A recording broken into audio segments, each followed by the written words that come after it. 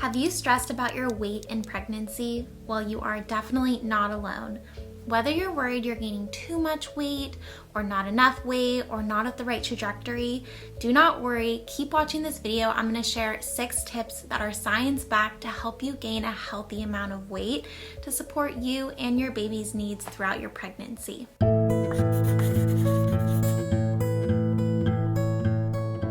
If you're new to this channel, welcome. I'm Katie. I'm your functional medicine health coach and nutritionist who is also pregnant right now, and it is my passion to share everything I know when it comes to prenatal nutrition and supporting you through your fertility and pregnancy journeys. So naturally, you're probably wondering, what is a healthy amount of weight to gain in pregnancy? The Institute of Medicine actually put out guidelines based on your body mass index of what a healthy range of weight to gain in pregnancy would be. This isn't a perfect measurement because body mass index doesn't account for changes in body composition. So if you think about how much muscle mass you have, how much body fat you have, it's not really accounting for these differences. So for example, if you were super athletic, you had a ton of muscle mass and very low body fat, you might actually have a higher BMI, but you actually in reality have a little bit more wiggle room and fat to gain in your pregnancy that would still be within a very healthy range. So keep in mind that there might be healthy ranges outside of the IOM's guidelines, and it's best to talk with your healthcare provider about what a healthy weight range is for you in your pregnancy. There's also been meta-analysis that have looked at a lot of different studies, aggregated a lot of different data, and have found that there are a lot of scenarios where it makes sense to gain less or more than the IOM guidelines. So just use this as a reference point. It's not something you have to stick to, and it's really just a guide there to help you and hopefully to push you in the direction of not gaining too little amount of weight. That's why they were set up, is they were worried women were not gaining enough weight in pregnancy. Now let's get into my 6 tips to help you gain a healthy amount of weight in your pregnancy. Number 1 is to change your mindset if you need to. And what I mean by this is that as women, we've been inundated with diet culture from a very young age. And I find that weight gain can be a really sensitive topic for women. We've most likely tried different diets, and I will say that fad dieting, restrictive dieting, intermittent fasting, calorie counting, none of it has a place in pregnancy. This is a time to really focus more on nutrient density, and I think it makes a lot of sense to try to switch our mindset from the calorie counting and thinking about our food in that restrictive mindset into a more of abundant mindset where we're thinking about, how am I getting the nutrients my baby needs me to eat at every meal? When we're getting enough nutrients, we're getting enough calories by default, and that will help support healthy weight gain in pregnancy. My next tip is a major one, and that is breakfast sets the foundation. When you think about what the most important meal of the day is, they usually say breakfast, and I think in pregnancy, they are absolutely right. Breakfast plays a huge role in determining what you're going to crave and eat later in the day. So if you choose the wrong type of breakfast and it's spiking your blood sugar, it's going to leave you feeling nauseous, craving more sugar, feeling more fatigued, being more irritable and moody, and it just gets a lot harder to make healthy food choices later in the day. If you have the right type of breakfast, it's actually going to leave you feeling more full, satisfied, calm, focused, energized, and it just gets easier and easier throughout the day to make healthier choices. And that's because blood sugar compounds. And if we're spiking our blood sugar at breakfast, it's gonna have to come crashing down. And what happens is there's leftover insulin in the body, and we're experiencing really low blood sugar, which is a hormonal mismatch that our bodies do not like very much. This is why they call it crashing and craving, because our bodies are trying to correct for this imbalance of high insulin and low blood sugar.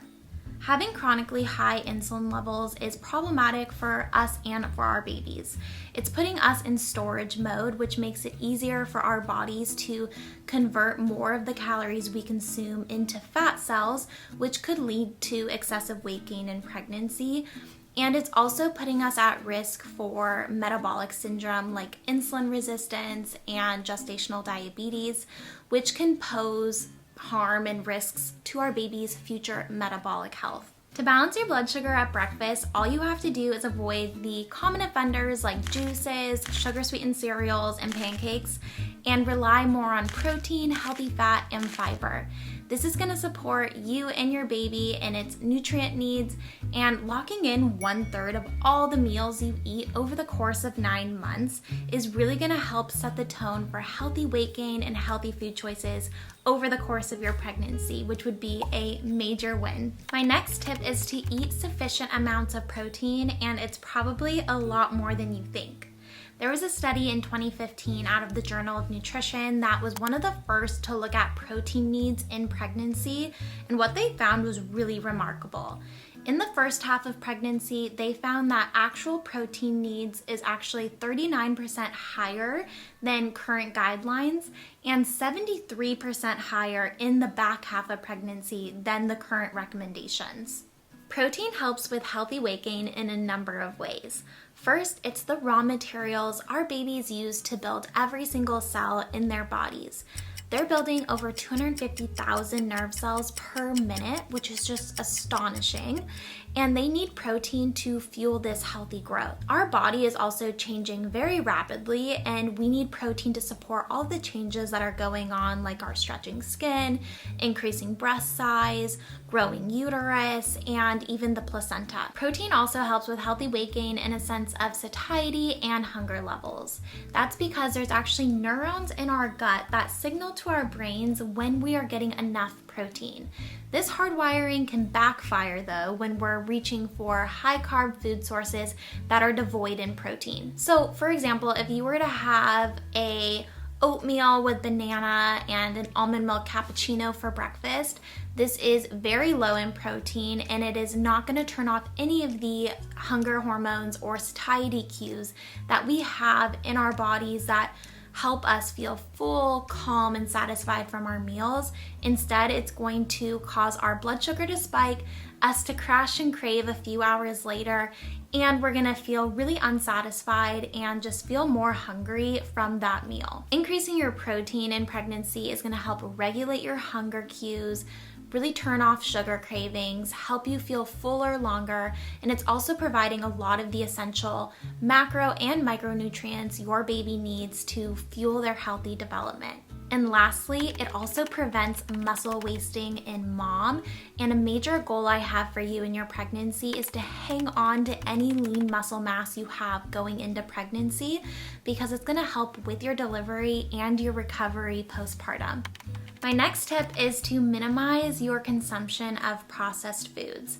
And what I mean by this is foods that are packaged with many ingredients that are highly addictive and easy to overeat. Some of the common ingredients you'll see on processed foods are refined flours, added sugars, inflammatory oils, food dyes, and preservatives.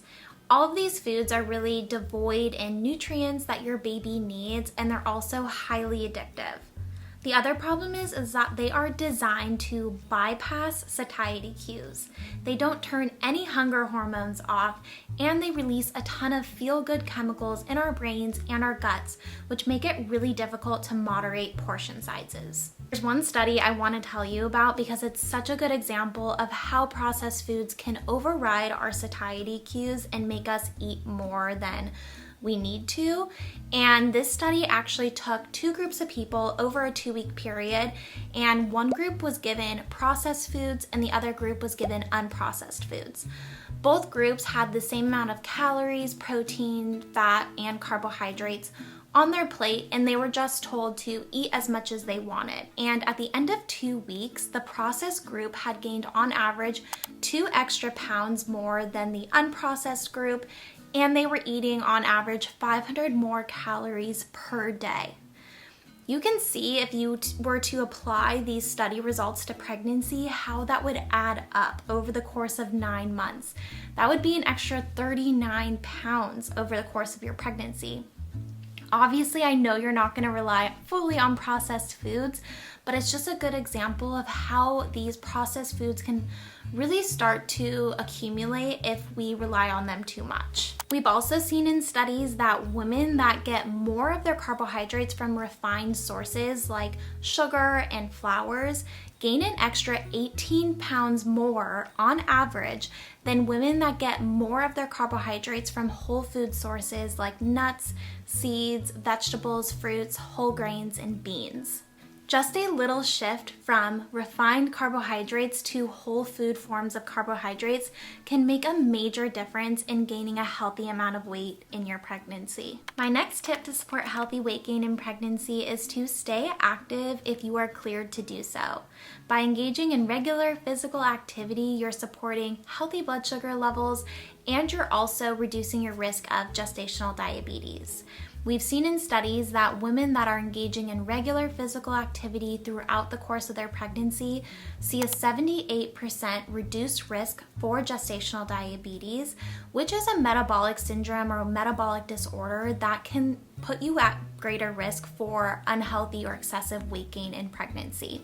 Staying active in pregnancy has also been shown in the literature to help with placental health, reducing delivery complications, and a healthy postpartum recovery. Working out in pregnancy doesn't have to be anything crazy or intense or a HIIT class. It could really just be a short walk after dinner, which will help with blood sugar levels. I've really been enjoying Pilates and some light weights in my pregnancy journey, but make sure you're doing stuff that is cleared for pregnancy and that you have researched what is appropriate depending on where you're at in your pregnancy. My last tip is to practice mindful eating throughout your pregnancy. This will help support you getting into your rest and digest state versus your fight or flight state. If we're in our fight or flight state, this can really mess with the absorption of our nutrients, digestion. It can cause bloating and less satisfaction from our meals, which could cause us to overeat. It's so easy to numb out with technology while we're eating, but I really encourage you to be present while you eat and instead check in with yourself on how the meal is making you feel. Are you feeling more fueled and satisfied? Did it make you feel unsatisfied or anxious? Did it not fill you up? How were the textures, the flavors? All of these questions can help us be more in tune and really enter our rest and digest state, which is going to help with nutrient absorption and making sure that we're listening to our own satiety cues and when we feel fueled and satisfied. Okay, so that wraps up all of my tips on healthy weight gain in pregnancy. If you're left having questions like how much protein do I need in trimester 1 or trimester 3, or how to navigate food aversions and nausea in pregnancy, or choosing a healthy blood sugar balancing breakfast, I am here to help you. I have an entire course that goes through all of this and so much more. So if you're interested in learning more about that, check out the link in the description. And also, I just want to commend you for doing an amazing job. This is a really exciting time, and the fact that you watch this video means you care so much. So thank you so much for watching, and just know that you're doing amazing with where you're at right now, and that I am here as a resource and guide for you whenever you need it. Definitely let me know in the comments if you have questions, what you want to see next on this channel, and again, thank you so much for watching.